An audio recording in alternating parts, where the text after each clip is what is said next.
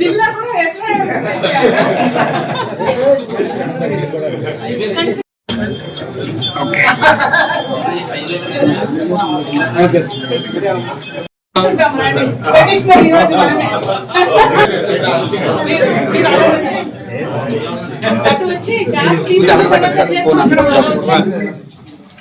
ఆయన వెనక్కి చేరు వెనక వచ్చేయండి.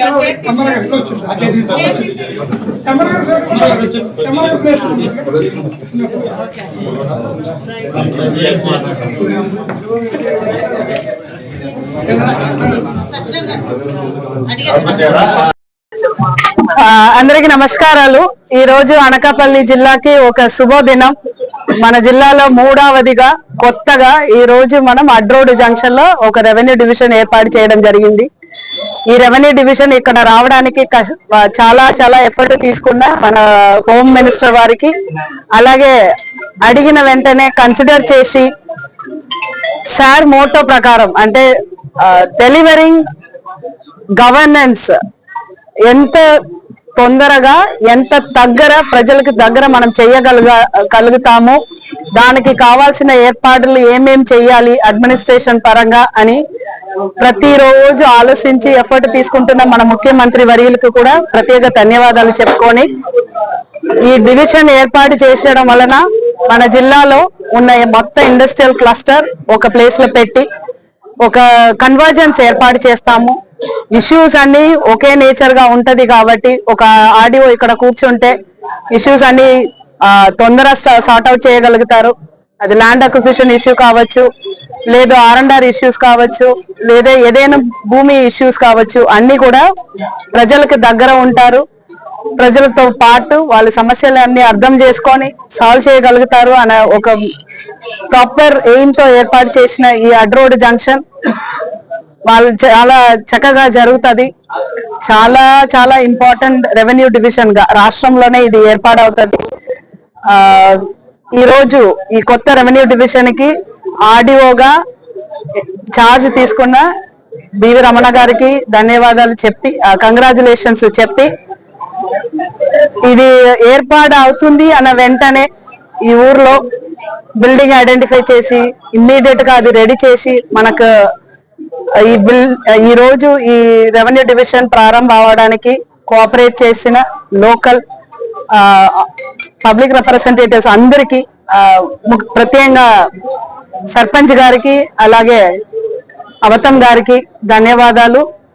ప్రజలందరికీ కంగ్రాచులేషన్స్. దానితో పాటు ఈరోజు డిసెంబర్ 31, రేపు కొత్త సంవత్సరం, నూతన సంవత్సరం. అనకాపల్లి జిల్లా వాసులందరికీ కూడా జిల్లా తరపున నూతన సంవత్సర శుభాకాంక్షలు. ధన్యవాదాలు. ఎక్కువ మనం గతంలో అయితే హైదరాబాద్ ఒకటే ఉండేది మన కంబైన్డ్ రాష్ట్రంలో. మన రాష్ట్రం విడిపోయాక విశాఖ జిల్లా, అనకాపల్లి జిల్లాలో అతి ముఖ్యమైనటువంటి జిల్లాలో భవిష్యత్తులో రూపొందించుకునేటువంటి పరిస్థితుల్లో మన ముఖ్యమంత్రి గౌరవనీయులు చంద్రబాబు నాయుడు గారు ఎంతో దృష్టి పెట్టి ఈ ప్రాంతాన్ని అభివృద్ధి పరచాలి. ఈ ప్రాంతంలో అన్ని వనరులు ఉన్నాయి. ఈ ప్రాంత ప్రజలు చాలా వెనుకబడినటువంటి ప్రాంతాలు కాబట్టి ఉత్తరాంధ్ర, అందులో ఈ ప్రాంతంలో నేను ఎప్పుడు వచ్చినా ఎంపీగా వచ్చిన దగ్గర పరిచయం నాకు 89 నుంచి.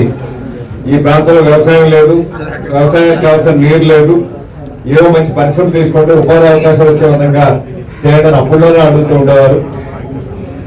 కానీ అది అప్పటిది ఇప్పటికి పూర్తిగా ఆచరణ సాధ్యం అవుతా ఉంది. ఏదో ఒకటి 2 పరిశ్రమలు వచ్చేప్పటికీ అనుకున్నంత స్థాయిలో అభివృద్ధి చెందకపోయినా ఇప్పుడు అభివృద్ధి చెందే విధంగా దేశంలోనే అత్యంత పెద్ద ఒక స్టీల్ ఇండస్ట్రీ అక్కడ రాబోతా ఉంది. ఐరన్ అండ్ స్టీల్ ఇక్కడ ఆర్సెల్ జాయింట్ వెంచర్ తో సుమారు 1,60,000 కోట్ల రూపాయలు అనుకుంటా 2 దశల్లో వచ్చే అవకాశం ఉంది. వేలాది మందికి ఉద్యోగ అవకాశాలు కలిగి ఉన్నాయి.